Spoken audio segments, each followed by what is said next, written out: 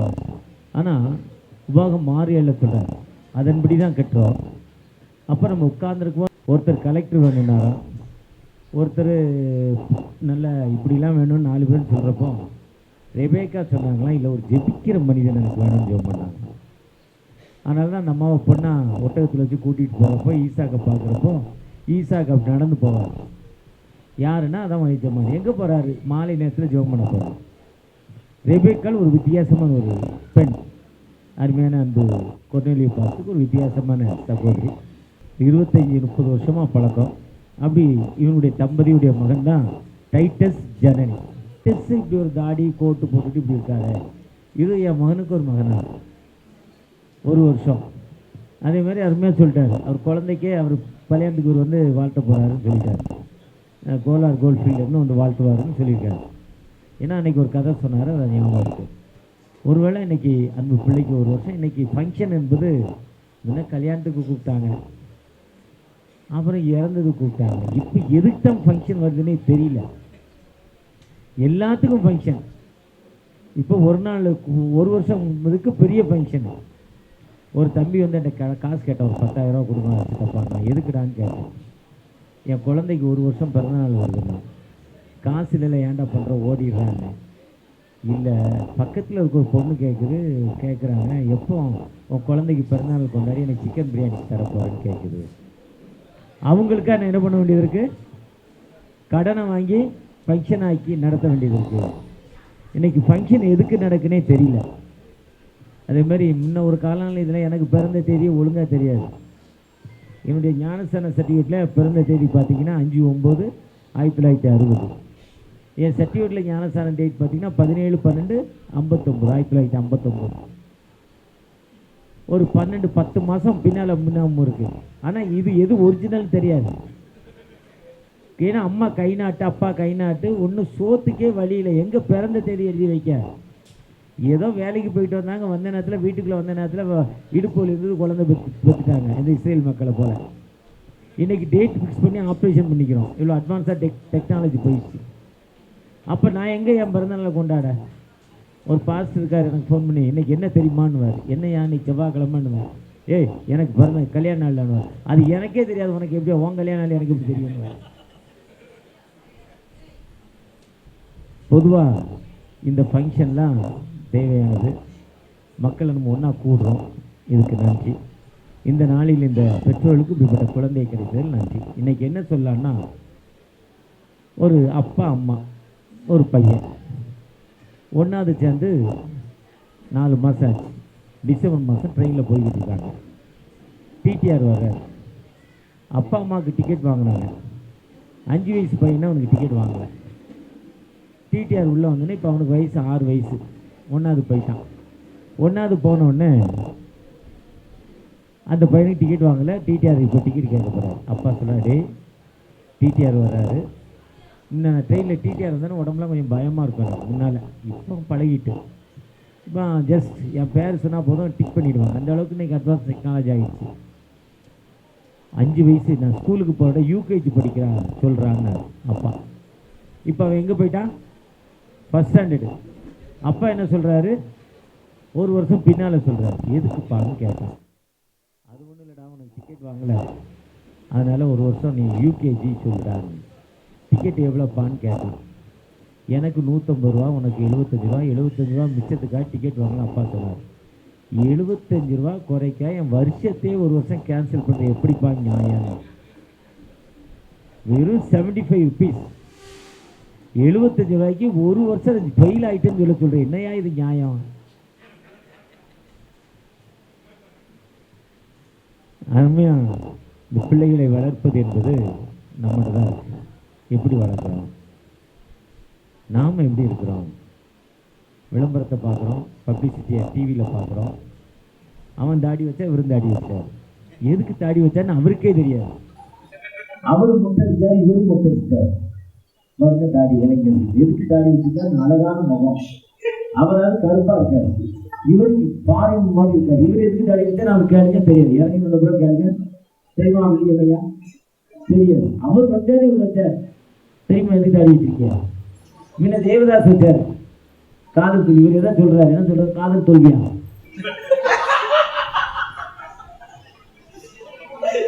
விளம்பரத்தை பார்க்குறோம், விளம்பரத்தை பார்த்துட்டு அவங்க சாரி கட்ட மாதிரி, அவங்க ட்ரெஸ் போட்ட மாதிரி, மாடர்ன் ட்ரெஸ். எதுக்காக ஒருத்தர் இன்னைக்கு வாட்ஸ்அப்பில் எதுக்காக டைவர்ஸ் பண்ணேன்னா, ட்ரெஸ் போடுறதுக்கு வீட்டுக்கார் பெர்மிஷன் பண்ணல. அப்படின்னு விசுவாசத்தில் நிறைந்திருந்தார். அவர்களுக்கு அந்தியோகியாவில் கிறிஸ்தவம் என்று பெயரிட்டார்கள். கிறிஸ்தவம் என்பது மாடல் லைஃப். வெறும் ஒயிட் அண்ட் ஒயிட் இல்லை, இவரை மாதிரி ஒயிட் அண்ட் ஒயிட் இல்லை, என்னை மாதிரி இப்படி போட்டு ஏமாத்துறதில்லை, இதில் மாதிரி கருப்பு வெள்ளை ஏஜி சர்ச்சி இதே மாதிரி இல்லை. அவருக்கு பாஸ்டர் எனக்கு தெரியலன்னு அவருக்கு மைக்கு கொடுக்கலன்னு நினைக்கிறேன். கொடுத்துட்டீங்களா? லாஸ்டாக ப்ரேயரு ஏஜி சர்ச் போனால் கருப்பு வெள்ளை. அவர் பெண்டிகாஸ் பால்ஸு, இது இண்டிபெண்ட். எங்களை மாதிரி போகிற இடத்துக்கு கூப்பிட்றவங்களுக்கு இந்த ட்ரெஸ்ஸு. ஏன்னா இதெல்லாம் மாடல் இல்லை, லைஃப் ஸ்டைல் மாடல். அப்போ அந்த பெற்றோர்கள் என்ன லைஃப், இப்போ ஒரு வயசு அந்த குழந்தைக்கு என்ன தெரியாது, குழந்தை டயர்டாகிக்கிட்டே இருக்கு. அப்போ இந்த லைஃப், இந்த பெற்றோர்கள் என்ன லைஃப்பில் வாழணும், அதுதான் நீதிமொழிகள் என்ன வாசிக்கலான்னு இங்கே நான் பார்க்குற பொழுது நீதிமொழிகள் 9 நான் திருப்பினேன். திருப்புறப்பன்னு சொல்கிறாரு, நீதிமானுடைய பேர் புகழ் பெற்று விளங்கும். இது சாலமோனின் நீதிமொழிகள். அப்போ இந்த பெற்றோர்கள் மத்தியில் நாம் ஒரு மாடல் லைஃப் நம்மகிட்ட இருக்கணும். பெற்றோர்கள் பிள்ளைகள் மத்தியில் மாடல் லைஃப். 2 பேரும் சண்டை போடும். சண்டை இல்லாத வீடு, வாசல் இல்லாத வீடு நல்லா இருக்காது. அதே மாதிரி சண்டை இல்லாத வீடு நல்லா இருக்காது.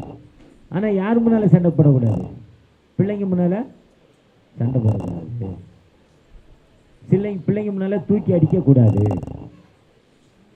அப்பா அம்மா இருந்தால் சண்டை, அப்படி ஒரு நிலைமைக்கு பிள்ளைகள் வரக்கூடாது. அப்போ இந்த பிள்ளைகள் முன்னால் நம்ம எப்படி இருக்கணும்? ஒரு அருமையான ஒரு நல்ல ஒரு பென்ஸ் கார் ஓட்டிட்டு போகிறாரு. பென்ஸ் கார்னால் 2.25 கோடி. ஒரு காரோடைய விலை 2.25 கோடி. நம்ம மாருதி கார் 22 கார் வாங்கலாம். 10 லட்ச ரூபா கணக்கு போட்டால் 22 கார் வாங்கலாம். ஒரு காரோடைய விலை சொகுசாக இருக்கும், உடம்பு வலி இருக்காது, உட்காந்தா அந்த இடத்துக்கு தகுந்த மாதிரி இருக்கும், உட்கார்றப்போ உயரமாக இருக்கும், அப்புறம் உட்காந்தோன்னே கீழே போயிடும். ரொம்ப அட்வான்ஸ் மாடல் பென்ஸ். அந்த மாடலில் ஒருத்தர் கொர்னேலியோ ஒருத்தர் ஓட்டிகிட்டு வந்தார். கொர்னேலி பாஸ் மாதிரி ஓட்டிகிட்டு வரப்போ அவர் கொர்னேலி பாஸில் அவர் மாதிரி ஒருத்தர், அவருக்கு இவ்வளோ பெரிய கார் வச்சுருக்கோம், லக்ஸரி கார் எவ்வளோன்னு அவர் அப்படி நினச்சிக்கிட்டு தன்னுடைய வாழ்வை நினைத்து, சில நேரங்களில் நம்ம உயர்வை நினைத்து நாம் பேசி கொண்டு வருவோம். நேற்று கூட ஒருத்தர் என்னை கொஞ்சம் மோசமாக பேசின பிறகு முதல் நாள் பேசிட்டாங்க. அடுத்த நாள் கூப்பிட்டு என்னுடைய தாழ்மை, என்னுடைய உயர்வெல்லாம் அவங்கள்ட்ட சொன்னேன். நீ ஈஸியாக நீ பேசிட்ட, என் நிலைமை அப்படின்னு சொன்னேன். அதே மாதிரி அவர் நினச்சிக்கிட்டே வராது. வந்த காரு திடீர்னு நின்றுச்சு, ஆஃப் ஆகிட்டு. ஆஃப் ஆனோடனே காரை பார்க்குறாரு. காரில் என்ன ரிப்பேரு என்ன சுற்றி பார்க்குறாரு, தெரியல. பென்ஸ் கார் அந்த ஷோரூமுக்கு போனால் தான் சரியாகும். அதை ஷோரூமுக்கு போனால் அதை டோக் பண்ணி கொண்டு போகணும், கயிறு கட்டி எடுத்துகிட்டு போகக்கூடாது. அதுக்குன்னு ரெக்கவரி வண்டி வரணும். அந்த ரெக்கவரி வண்டி கீழே வச்சு அதை தள்ளி ஏற்றி அடிபடவும் இல்லைன்னா நிறையா செலவு. பென்ஸ் கார் அட்லீஸ்ட் ஒரு வாட்டர் சர்வீஸ் முடித்து வெளியே வர 40,000 ரூபா. வாட்டர் சர்வீஸ் மட்டுத்துக்கு 40,000 ரூபா கேட்பான். அந்த காரோடைய ரேட் அப்படி. அவர் ரொம்ப திங்க் பண்ணிக்கிட்டே இருக்கார். அந்த நேரத்தில் ஒருத்தர் பழைய காரில் ஒருத்தர் மாருதி 800 2 லட்ச ரூபா 3 லட்ச ரூபா அந்த காரில் ஒருத்தர் பழைய காரில் வர்றார். ரொம்ப ஓல்டு கார். வந்தவர்கிட்ட லிஃப்ட் கேட்குறா, நிற்கிறாரு. என்னங்க பிரச்சனைன்னு கேட்குறாரு. ஒன்றும் இல்லை சார், வந்தேன், கார் ரிப்பேர் ஆகிட்டு, அது என்னன்னு தெரியல, எனக்கு கொஞ்சம் லிஃப்ட் பண்ணி என்னை கொண்டு அதை விடுவீங்களான்னு கேட்குறாரு. கார் என்ன பிரச்சனைன்னு பார்க்கலாமாங்கிறாரு. இப்போ இவருக்கு வேண்டான்னு சொன்னால் லிஃப்ட்டு கொடுக்க மாட்டார். அதனால் கொஞ்சம் மட்டமாக அவரை நினச்சி, வேறு வழி இல்லை, என்னவோ ரிப்பேருங்க, பேனட்டை திறந்து விடுங்க. பேனட்டை திறக்கிறாரு. பார்க்குறேன், இந்த ஆள் என்னத்தை பார்க்க போகிறான், ஏதோ லிஃப்ட்டு கேட்குறான், கூட்டிக்கொண்டே விட்டா போதும். இதை விட்டு இவன் இந்த காரெல்லாம் நோடுறான், இது 2.25 கோடி, ஏதாவது தொட்டுட்டானா கெட்டு போவேன். இவர் மனசில் திட்டிக்கிட்டே இருக்கார், முகம் மாறிக்கிட்டே இருக்கு. காரில் போனார், ஒரு இடத்துல கை வச்சார், வச்சுட்டு ஸ்டார்ட் பண்ணுங்கன்னாரு. என்னத்தை ஸ்டார்ட் பண்ண சொல்கிறாருன்னு சொல்லிட்டு நினச்சிக்கிட்டு ஸ்டார்ட் பண்ணுறாரு. ஸ்டார்ட் ஆகி ஸ்டார்ட் பண்ணாரு. ஸ்டார்ட் ஆகிடும். இதுக்கு மாட்டே நின்றுச்சுன்னா பைத்தியக்கார மாதிரி வரலாம். ஒரு வாட்டர் காரில் வரலாம், அது 40 வருஷம் உள்ள காரில் வரலாம். ஸ்டார்ட் பண்ணால் ஸ்டார்ட் ஆகி என்ன பண்ணுன்னு கேட்டேன். படிக்கிறப்போ நாங்கள் யாருன்னா அது ஒரு நாங்கள் தான் பேசு. நான் அந்த காரை தயார் பண்ணேன். இந்த காருக்கு என்ன இருக்கிறாங்க எந்த இடத்துல இருக்கிறதா நமக்கு ஸ்டார்ட் பண்ணணும். அதுக்குமே சரியாயிட்டு வீட்டன் போயிட்டு வர மாட்டாங்க. போயிட்டு வர காரு இதே தான் நம்ம உருவாக்கின ஆண்டவத்தை நம்ம சாட்டி 2:7-14 என் நாமம் தரிக்கப்பட்ட ஜனங்கள் தங்களை தாழ்த்தி அப்படின்னு. அதுதான் பிலிப்பியர் 2ஆம் அதிகாரம். அவர் மனித உருவமாய் இருந்தது மாடலா.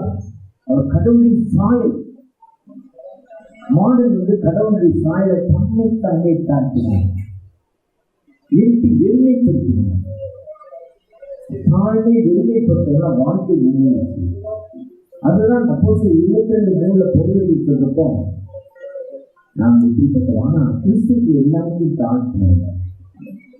இந்த பிறந்த நாளை கொண்டாடிய இயற்கையின் முன்னால அந்த பிள்ளைகள் தங்களை தாழ்த்தி அவங்களுக்கு சாட்சியாக அவங்களுக்காக ஜெபிக்கிற பிள்ளைகள் வேதத்தை வாசித்து இந்த வேதத்தின்படி அந்த பிள்ளைகளுக்கு அவங்க ஜெபிக்கிறப்போ ஆண்டவர் இருக்கிறார்.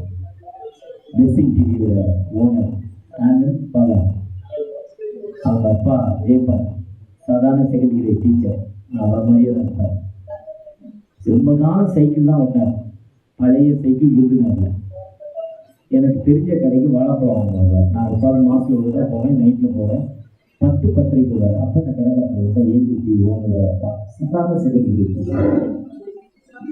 அப்போ பேசுகிறப்போ அவங்க பிள்ளை வித்தியாசி முன்னேறிச்சுன்னா ஆனால் ஏஜென்சி ஓனர் அல்பை ரொம்ப அல்பை சாதாரண மனிதர். ஆனால் அவரை திரும்ப ரொம்ப அல்பை. என்ன எப்படியா பண்ணு கேட்டால் சொல்கிறாரு, ஒன்றுங்க என் பிள்ளைய விசுவத்தில் எழுதிட்டு ஞானஸ்தானம் ஆகிட்டார். ஒரு வயசில் விசுவத்துக்கு எழுதிட்டு என்னைக்கு ஞானஸ்தானம் கொடுத்தனா கொடுத்த வந்து என் பிள்ளைங்க போயிருந்தாங்க. என் பிள்ளைய தூங்குறப்ப தலையை போயிட்டு போயிருந்தாங்க. அது குறிப்பிட்ட வயசு காலேஜ்லாம் போன பிறகு நான் வீட்டுலாம் இருந்தால் ஒரு நாளைக்கு ஒரு நிமிஷம் நிறைய அது ஜெபத்துக்கு ஆண்டவர் பிள்ளைகளுக்கு எழுதியிருக்கிறார். எனக்கு நான் சாட்சி 50 பிள்ளைக்காக ஜெபிச்சிருவோம். முதல் நாளாக தெரிவித்து வந்திருக்கிறது. அதனால அந்த பிள்ளைகள் டைட்டஸ் ஜனம் ஒருவரும் செய்து என் பெற்றோர் எனக்கு ஜெபிப்பதை போல நீங்கள் அவர்கள் ஜெபிக்கிறதா அப்படி வாழ்க்கையில் நம்மளோட அந்த ஒரு விஷயம் கூட பண்ணுவது ஆண்டு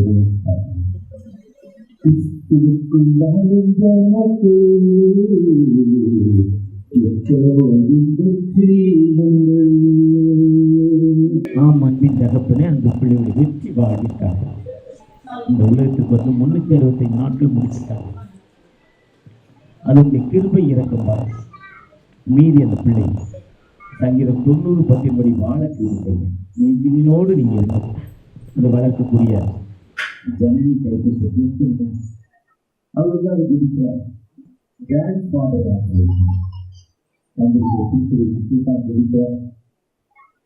எனக்கு இத்தனை ஆண்டுகள் ஆகி குழந்தைகளை ஏற்றத்தோடு ஒரு சபையை கொடுக்கப்பட்டாங்க. அந்த மகளுடைய ஜெபத்தை கேளுங்க. இந்த நாள் இந்த சத்தத்தை கேளுங்க. இது ஏற்று உற்பத்திக்காரர்கள் குழந்தை மகளை கேட்கப்படுங்க. அதனால ஒரு திருமண வாழ்க்கைக்காக ஜெபிக்கிற அந்த மகளுக்காக ஜெபிக்கிறாங்க. பல கஷ்டங்கள் மத்தியில் வேதனை மத்தியில் அந்த பிள்ளைகளை பிளஸ் பண்ணுங்க. தூரமாய் இருக்கிற ஊழியர்களை அனுப்புவீங்க. ஒவ்வொருவரும் பிரச்சனை இருக்கட்டும். இப்போ இயேசு மூலம் சமர்ப்பிக்கிறோம். நன்றி.